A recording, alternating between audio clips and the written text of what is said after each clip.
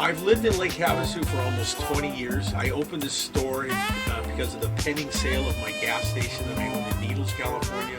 And I opened this store just shy of 4 years ago with the intent of getting back into the business that I loved all my life, which is buying and selling and trading antiques and collectibles. It's like Christmas every day. So I'm basically a grief counselor. I deal with people's death and loss, and I'm the guy who buys all of their stuff when they don't know where to go. Because let's face it, your kids don't want your stuff, but I do. And always remember, you die, I buy. I've had lots of interesting customers and interesting things that have happened. There was a lady who brought me in some autographs. She told me she had some autographs for sale. And what happened was, I thought it was just an autograph. What she had was her aunt's 40-year collection. Autographs that she collected in Hollywood from 1942 to the mid-80s to late 80s. 10,662 autographs of every celebrity and movie star you can imagine. And she wanted $500 for them. And I told her I can't do $500. She goes, well, can you do $400? And I reached into my drawer, because I'd already had them for 2 days to evaluate, and I put an envelope on the table, and she goes, what's this? She opens it up. She goes, what's all this money? I said, it's $10,000. And she goes, you're going to give me $10,000 for the autographs? I said, no, you misunderstood. This is just a deposit. And she goes, well, how much are they going to be worth? I said, I estimate between $180,000 and $250,000. And she almost fainted. And so I've been selling her autographs since mid-September. So far, we've sold about $60,000 worth of autographs. And when the dust settles, the new estimate's going to be closer to $500,000. I'll give you some examples of the autographs in this collection. Harry Truman, Marlon Brando, John F. Kennedy, Judy Garland, Steve McQueen, Nancy Reagan, Orson Welles, Groucho Marx, Humphrey Bogart, Alfred Hitchcock, Errol Flynn, and Ronald Reagan.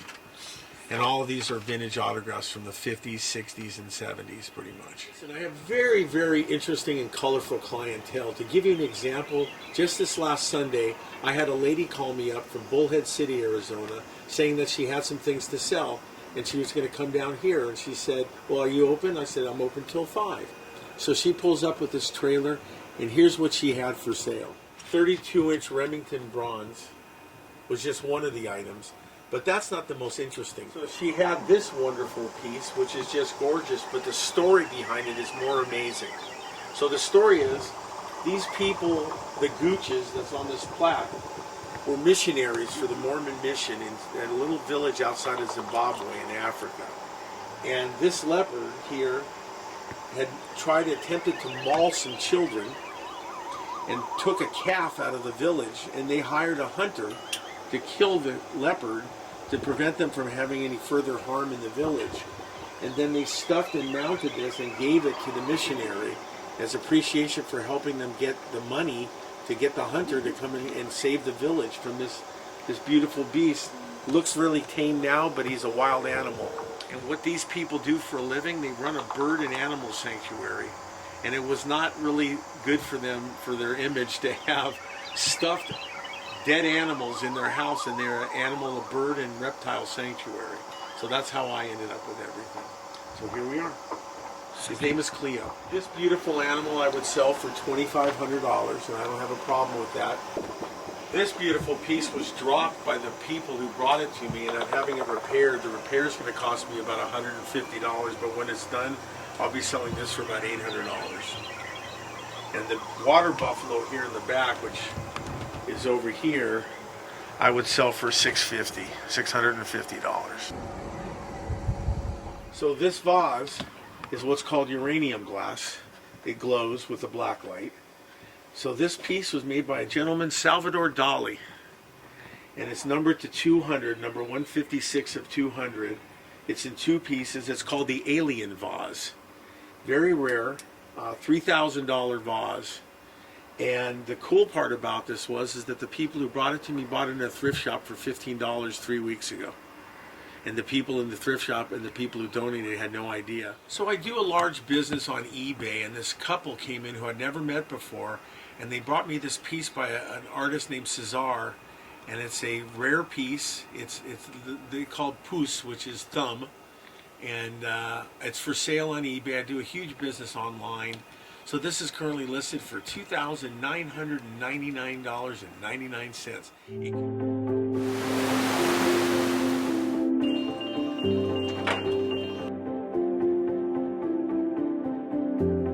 So an interesting thing happened about an hour ago. A couple came in with their dog and they looked a little bit down on their luck.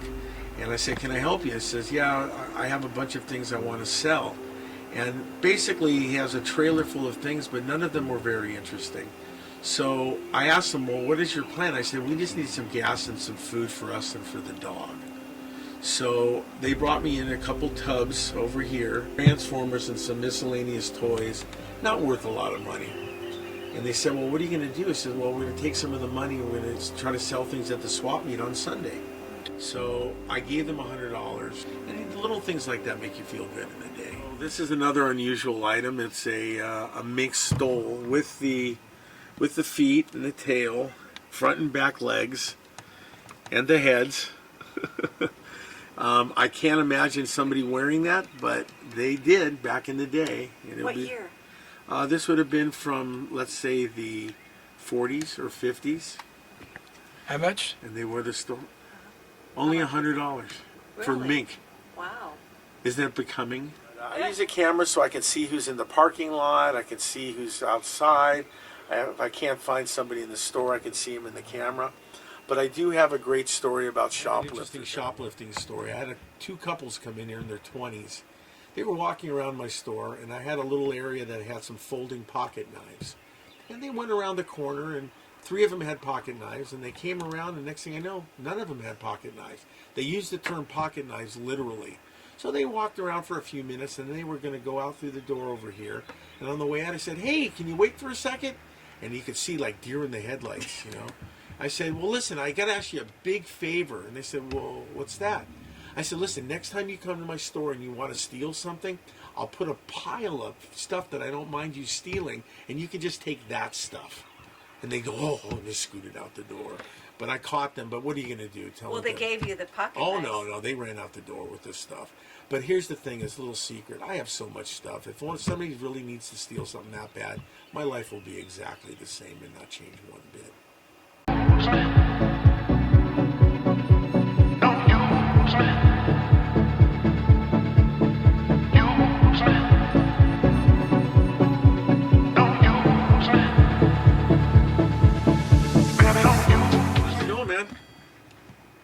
By and see how your heart surgery went and how you. Well, I had a heart attack. I had a stent put in. Honest to God, truth, no big deal.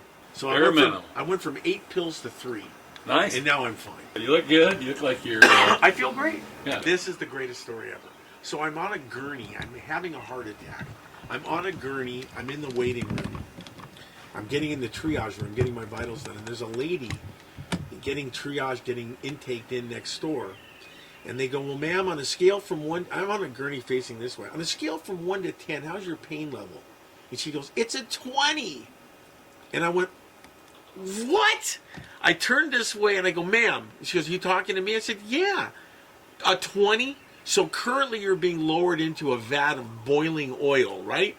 Yeah, right. And she goes, no, I don't understand. I said, I turn away, so whatever. So my nurse says to me, on that note, what is your pain level? I'm in the midst of a heart attack. And they go, oh, my pain level? Oh, I'm having a heart attack and it's a 1. And I turned back around and put the lady in her place. You know, that 20, for God's sake.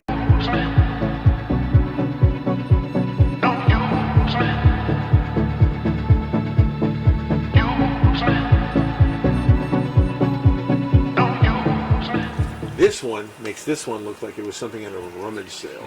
Okay. Oh, man. Very nice. Is that beautiful or what? Interesting. So it's made by a guy named Nelson Piasso from New Mexico. Nice. It's ivory, claw, and turquoise. So you brought me this Manny Pacquiao glove, signed, with the Manny Pacquiao, actually his glove, with a nice plaque on it, clearly his real signature. It's a nice piece. Someone put it on display, and I heard a rumor earlier that he might be the next president of the Philippines, which is kind of interesting. wouldn't be the first time that somebody, a celebrity of some kind, I don't know, Arnold Schwarzenegger, Ronald Reagan, Donald Trump. So it wouldn't be a first for a famous entertainer or sports figure to make himself known in the political world. So I'll look this up online and see what they're selling for $160. Not a lot, but he's obviously signed quite a bit because there's a number of these gloves for sale. But this one I like better because it's the Penguin glove. It's his glove. Red, 150. Here's one for $200. It's got the WBC on there. So they sell pretty good. I would say it's something that would sell for about $250 in its current shape that it's in, with the case and the plaque and everything. It's a nice piece.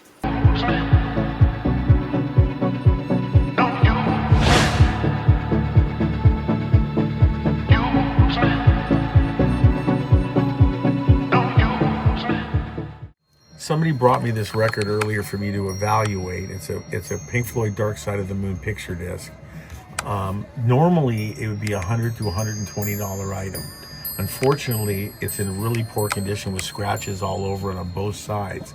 So it renders it very low value. Also, the cover has some damage.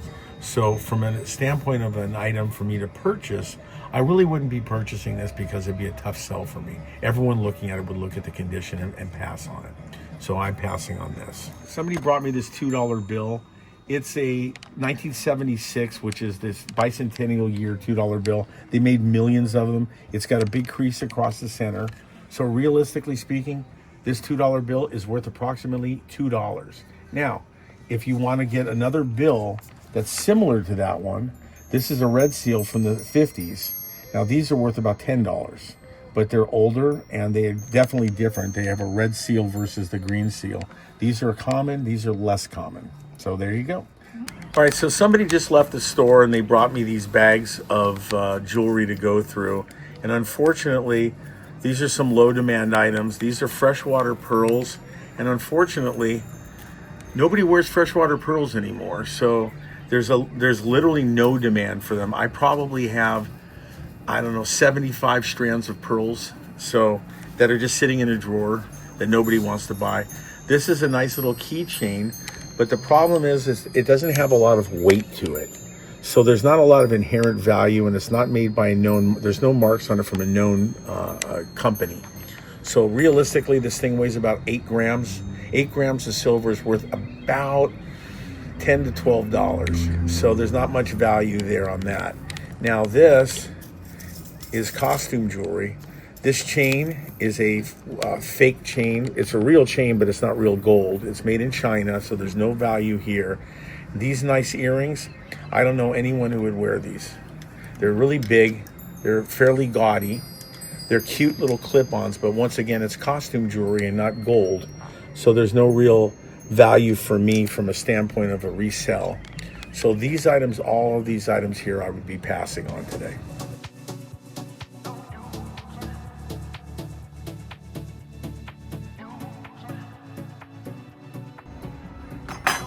Well, not sterling, which is too bad. I wish it was. But if it was sterling, it'd be valuable because of how much weight there would be. It's a cute little set, though. These, not so much. Well, he found these in a car.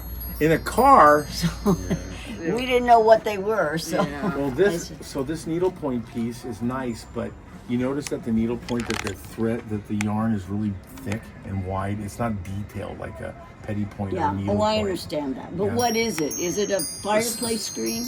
Yes, that's exactly what it is. That's what I thought it was. So basically, somebody made this at home and had it framed, bought this, and then made a piece to go inside of it. So some grandma or some mom made this back in the day and had it mounted. They went to a store and bought this. But it's kind of cute. I mean, big value, not much. I mean, it's something I'd probably sell for 60, 70 bucks. Yeah. So my suggestion to you is, do you like it or do you want to get rid of it? Be honest with me. Because it's something I'd pay like $30, $40 for. That'd be fine. Right, I was kind of like, Do I want to sell that's it what I'm because it's asking, because interesting? the- but I really Because don't the care. amount of money is not that much. Yeah. And if you wanted to keep it, I would say you should probably No, keep it. no. So I do like 40 for everything if that helps you, for these Okay. items here, if that works for you. That'll work. Well, then we'll do a deal today. Somebody brought me in this Tiffany item. It is real Tiffany, and it's what's called an Atlas enamel ring. Selling this. I'm not They sell new for about $500, but unfortunately used they sell for about $180. So 160 to 180. So I offered the person $80 and they took it. So this is now my ring. I'll be selling this on eBay probably tomorrow.